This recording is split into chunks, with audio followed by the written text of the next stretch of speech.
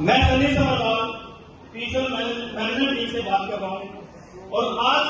17 नवंबर 2024 है